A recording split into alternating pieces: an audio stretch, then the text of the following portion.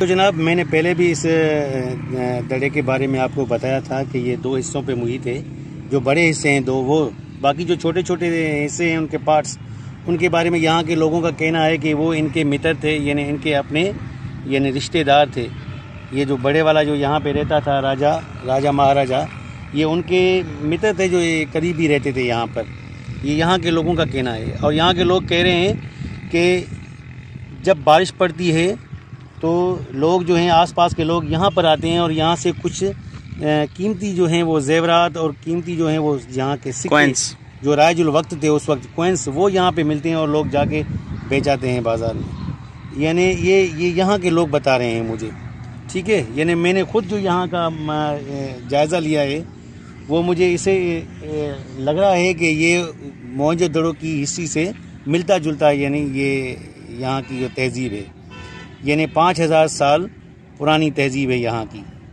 जब यहाँ की डिगिंग की गई थी तो उनसे पता चलता है, यानी इसको जब खोदा गया था तो मालूम हुआ कि ये इसी सन से भी पहले की तहज़ीब है यहाँ। यानी इतनी पुरानी ये तहज़ीब रखता है ये शहर। एक किताब थी अ डिक्शनरी ऑफ आर्कियोलॉजी, उसके जो मुसन्निफ थे उसने अपनी किताब में लिखा है कि ये जो झूकर का दड़ा है ये पत्थर के ज़माने की आखिरी निशानी है। यानी सिंधु माथरी की तहज़ीब जो तबाह हुई थी उसके साथ जो है ये शहर इसने जन्म लिया था। मोहनजोदड़ो की जो तहज़ीब है यानी सिंधु माथर की तहज़ीब, वो और ये एक दूसरे का तसलसल है। कुछ हमारे तारीख़ के जो किताब हैं उनके औराक में ये लिखा गया है कि एक बादशाह था दिलबरा जो सिंधी था, यानी सुमरो तहज़ीब से ताल्लुक़ रखता है। उसने अपना ख़जाना यहाँ पे दफनाने के लिए इस शहर को आबाद किया था। अपना नाम क्या बताया उस दिलबरा जो सुमरो था, दिलबरा सुमरो। यानी ऐसे कह सकते हैं ये जो दिलबरा सुमरो है, ये मैं आपको बताता चलूँ कि सिंध पर जब अरबों ने हुकूमत की थी राजा डाहर को शिकस्त देके, तो अरबों को जो शिकस्त देने वाले थे वो सुमरो थे, सुमरो कौम। तो ये उस वक्त की बात है।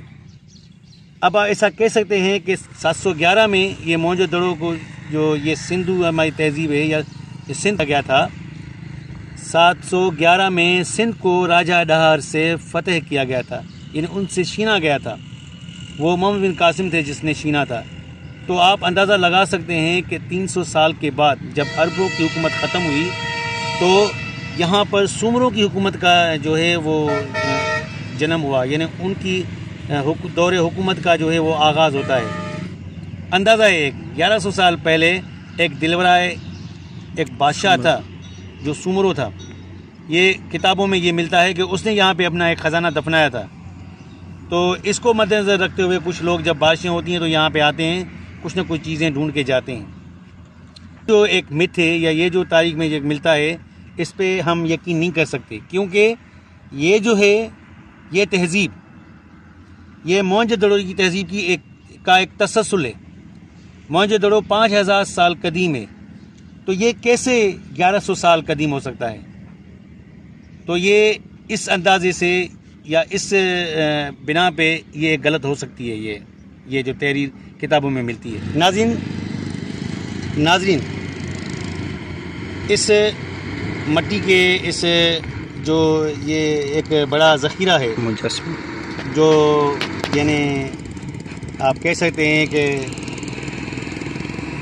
एक दड़ा, ये माउंट ऑफ मड जो है ये यानी मट्टी का ये जो बड़ा एक माउंट है, इसकी खुदाई कब हुई इसके बारे में कहा जाता है कि ये तकरीबन ना जाने कितनी सदियों तक ये अपने ऊपर जो है ये अपनी तहज़ीब और तमद्दुन की चादर लपेटे हुए खामोश था। मगर अंग्रेज़ दौर में इसकी खुदाई हुई 1911 में, यानी 1911 में। तो अंग्रेज़ जो हुक्मरान थे उन्होंने इसकी खुदाई करवाई थी। तो पता चला कि ये मोहनजोदड़ो की तहज़ीब का एक छोटा सा विरसा, यानी एक छोटा सा हिस्सा वो यहाँ पे हमें नज़र आया, जिसने सारी दुनिया में एक धूम मचा दी और एक हलचल मचा दी।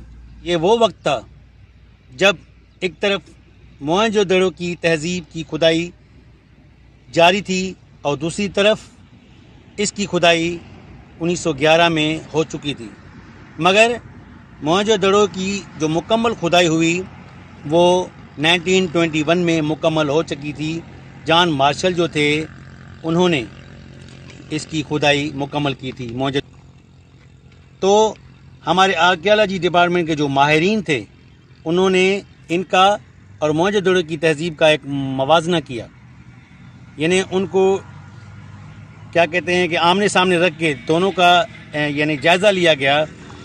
तो आखिरी ये पता चला, यानी इस नतीजे पर पहुँचे कि ये दोनों तहज़ीबें एक दूसरे से मिलती जुलती हैं, क्योंकि जो चीज़ें मोहनजोदड़ो से मिली हैं सेम टू सेम उसी तरह की चीज़ें जो हैं वो यहाँ से मिली हैं। दोस्तों, उसके बाद यानी 2 जनवरी 1928 को आर्कियोलॉजी सर्वे ऑफ इंडिया ने एक अपने असिस्टेंट सुपरिटेंडेंट जो थे NG जमादार, उसको दड़े की खुदाई का काम सुपर्द किया।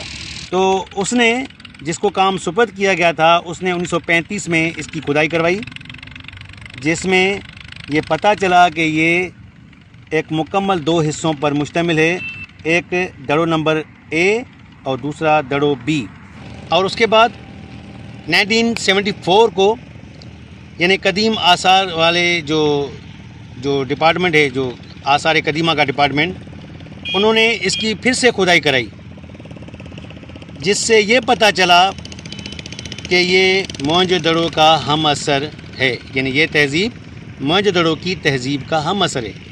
और ये भी पता चला है कि इन किताबों में ये लिखा गया है कि जब मोहनजोदड़ो का शहर तबाह व बर्बाद हुआ था या वहीं पे एक सैलाब आया था, कुछ किताब कहते हैं कि सैलाब आया था और कुछ तारीख़ के किताब लिखते हैं कि वहीं पे एक आर्यन कौम आई थी जिन्होंने वहाँ के दरावड़ कौम से लड़ाई की।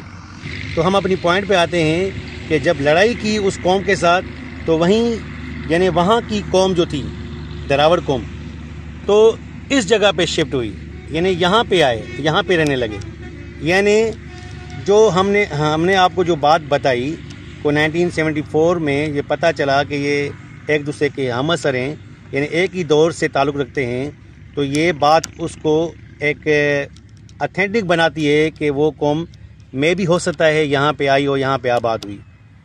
जनाब, अब आते हैं हम आखिर में इस पॉइंट पर कि ये शहर आखिर इतना हंसता बसता शहर जो आबाद था वो तबाह व बर्बाद कैसे हुआ।